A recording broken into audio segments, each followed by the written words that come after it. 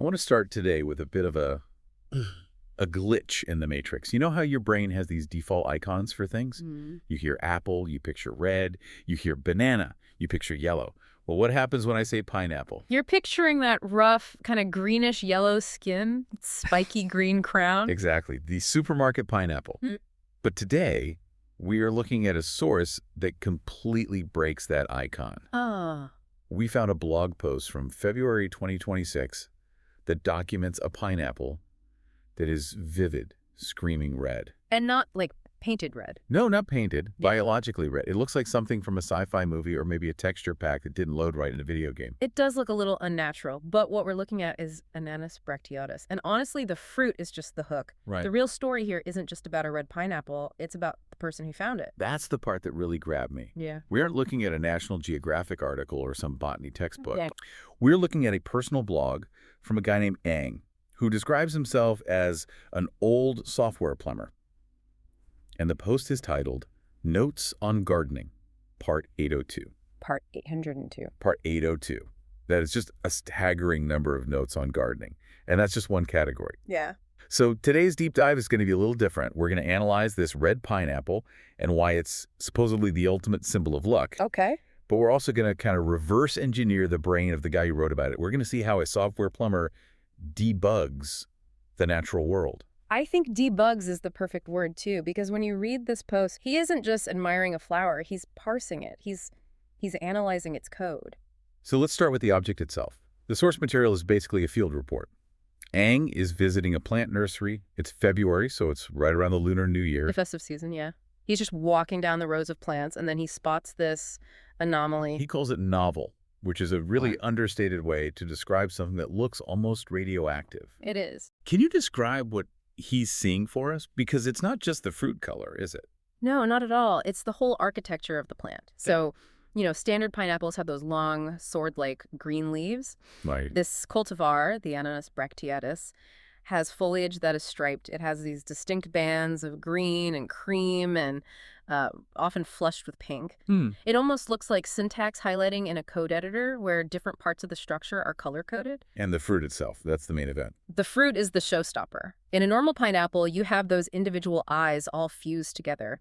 In this red variety, the bracts, which are basically modified leaves, are elongated and bright red. So instead of a yellow lump, you get this spiky, feathery, brilliant red porch. Exactly. You mentioned bracts. Is that where the name comes from? Bracteatus. Precisely. It literally translates to having bracts. In botany, a bract is usually a leaf that's sort of evolving into a petal to attract pollinators. It's like a poinsettia. Exactly like a poinsettia. Those red things aren't petals, they're bracts. Yeah. This pineapple is pulling the same trick.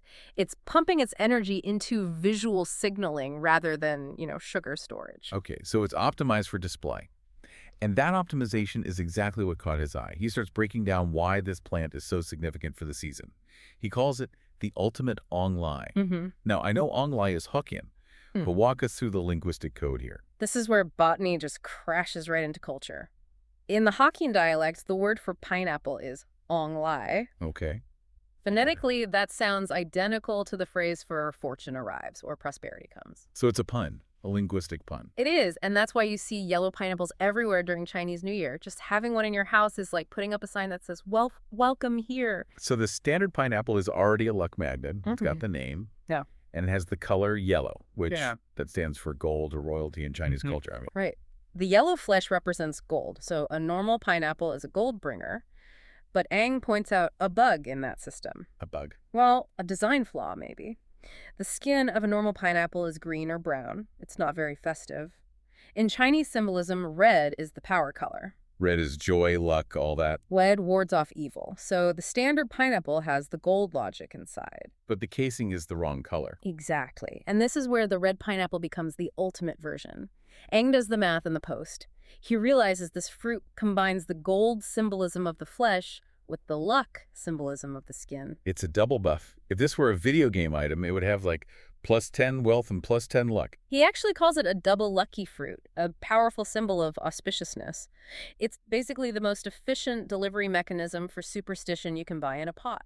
I love how he breaks that down. It feels so logical. He's not saying, oh, I feel lucky looking at it. He's saying, functionally, This object maximizes the cultural requirements of the holiday. That's the software plumber mindset kicking in. He sees the variables, color, name, shape, and he identifies that this cultivar satisfies all of them at once. It's an optimized solution. But speaking of optimization, there's always a trade-off in systems design. When you optimize for one thing, you usually break something else. And there is a trade-off here, for sure. The user interface, the look of the fruit is spectacular, but the back end, the taste, it's a bit buggy. Ong asks the question I think we'd all ask, can you eat it? You can. It's not poisonous or anything, but he did his research and he found that it's reported to be quite acidic. So no sweet, tropical pina colada vibes from this one. No, and that makes biological sense. A plant has a limited energy budget. If it spends all its resources creating those bright red pigments and maintaining those fancy striped leaves, It has less energy to convert into sugar. less energy for fructose, exactly. So it's all style, no substance. I wouldn't say no substance. It just serves a different function. It's an ornamental species. Its job isn't to feed you. Its job is to look good and bring Ong Lai. Which brings us to the economics. So Ong is standing there in the nursery. He sees the ultimate luck symbol. He knows it's rare, perfect for the season. Does he buy it? He doesn't. Why not? I mean, this seems like the perfect purchase for a guy who documents gardening in such detail. Because of the festive price tag, he notes the price is quite high. And this is where he applies what I'd call server load logic. Server load logic. Think about it. During Lunar New Year, demand for lucky red things is at peak capacity. Prices surge. It's like trying to get an Uber during a rainstorm. Surge pricing is in effect. Totally. So Ong looks at this and decides, I don't need to execute this transaction right now. He says it might be wiser to source it during the off-peak season. That is such a pragmatic, unemotional decision. Most people get swept up in the holiday spirit. Oh, it's red. I need it for the party. Right. He just looks at the data. He knows the plant will still be red in July, but the luck tax will be gone. It's disciplined. And I think that discipline is a great segue to talking about Ong himself, because we keep calling him a software plumber. I want to unpack that. It's a very specific term. Yeah, he doesn't call himself a software architect or a code ninja. He says plumber. It's a humble term in the tech world. A plumber deals with the messy, invisible infrastructure. They connect pipes, they fix leaks, they make sure data flows from A to B without, exploding. It implies a focus on reliability over flashiness. For sure. And if you look at the sidebar of his blog, which we did, you see his technical interests are pretty hardcore. Notes on Haskell, notes on Elixir, notes on Rust. These aren't your typical learn to code in a boot camp languages. No. Haskell and Elixir are functional programming languages. For the non-coders listening, and I'm definitely in that group, what does that tell us about how his brain works? So without getting too deep in the weeds, most coding is imperative. You tell the computer, do this, then change this, then do that. A list of commands. Right. Functional programming is different. It's more like math. You build these pipelines where data flows through, getting transformed by functions. It requires a very logical, structural way of thinking. You have to see the system as a whole. And you think that applies to how he gardens?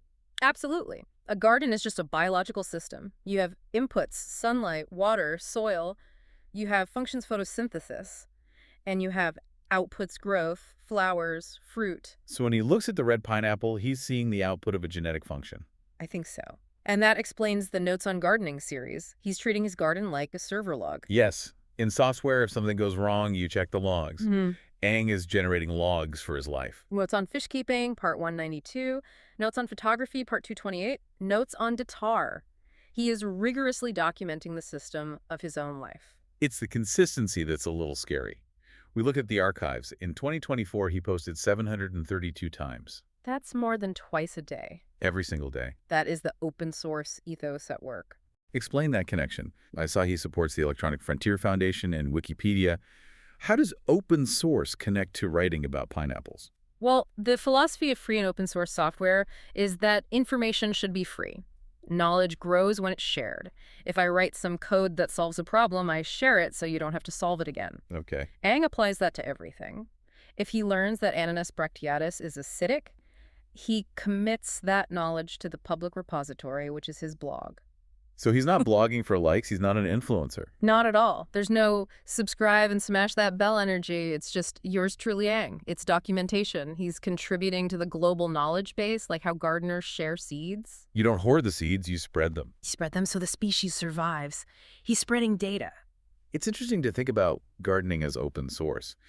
Nature is the original open source platform, I guess. It is. It forks, it mutates, it adapts. The red pineapple is just a fork of the standard pineapple code that included a patch for red pigment. I love that analogy. So Ang is the observer who spots the new version release. And because he has this plumber mindset, he notices details others miss. He mentions the green and pink stripes on the leaves. A casual observer just sees leaves. Ang sees the pattern. It really challenges that stereotype that tech people are disconnected from the real world, that if you code in Haskell, you must live in a basement. It shatters it. It suggests that the skills you use to manage complex software systems, observation, pattern recognition, troubleshooting, are the exact same skills that make you a great naturalist. He's just applying the same operating system to a different data set. Instead of debugging code, he's debugging his fish tank or his soil pH. It's all systems. Let's go back to the pineapple for a second. There's a point here about value that I think is really important. He didn't buy the fruit. He didn't eat the fruit. He didn't consume the product. But he extracted more value from it than someone who just bought it for a centerpiece. How so? Well, imagine someone buys it. They put it on a table. It sits there for 2 weeks. They throw it out. Transaction over. Right. Eng went to the nursery, saw it, learned its Latin name, researched its cultural history, connected it to linguistic puns, and then wrote a blog post about it. He engaged with the idea of the pineapple. Deeply, without ever needing to own the physical object. That's a powerful distinction. Extraction of value without transaction. It's the ultimate victory of the observer. You can own the world just by paying attention to it. You don't need to put it in your shopping cart. And by writing it down, by creating part 802, he immortalized it. That pineapple is probably compost by now. But the red pineapple in his blog entry exists forever. He backed up the data. He backed up the data. Okay. That is the most software plumber move possible. It really is. And notice the disclaimer he puts at the bottom of the site. Opinions expressed here are my own. I cannot guarantee the accuracy. Yeah, it reads like standard legal boilerplate. It is, but in this context, it feels humble. It's the scientist admitting fallibility. He's saying, I'm exploring this. I might have misidentified a variable. I'm just tinkering. It's an invitation to collaborate, not a lecture from on high. Which is, again, very open source. Here's my code. Use it, fix it, improve it. So if we look at the big picture here, we started with a funny-looking fruit, but we've ended up talking about a way of life. We're talking about the habit of logging, the habit of just paying attention. Right. We live in a world that is constantly screaming for our attention. Buy this, watch that, click here.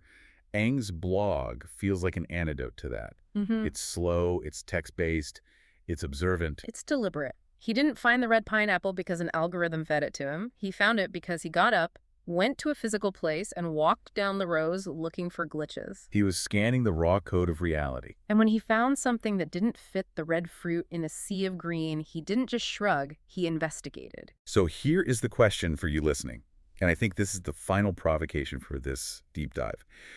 We all have red pineapples in our lives. We do. You're going to walk down the street today, you're going to sit in a meeting, you'll walk through a park. There will be something there. A weird building, a bird you don't recognize, a phrase someone uses that is a glitch. It stands out. Most of us just filter those out. We say, oh, that's weird, and we keep scrolling. Right. We ignore the data because we aren't buying it. But the software plumber mindset asks, what happens if you stop? What if you look up the name? What if you try to figure out the source code of that weird thing? You might find it's a double lucky symbol, or you might just learn something useless and beautiful. And that's the takeaway. You don't have to be a coder to think like a software plumber. You just have to be willing to look at the messy infrastructure of the world and take a few notes. Document the glitches. Exactly. Be a plumber of your own reality. Check the pipes. Look at the plants. And maybe, just maybe, start your own part 1. Or part 802 if you're ambitious. We can all aspire to part 802. Thanks for diving in with us today. Keep your eyes open for the red pineapples. We'll see you next time.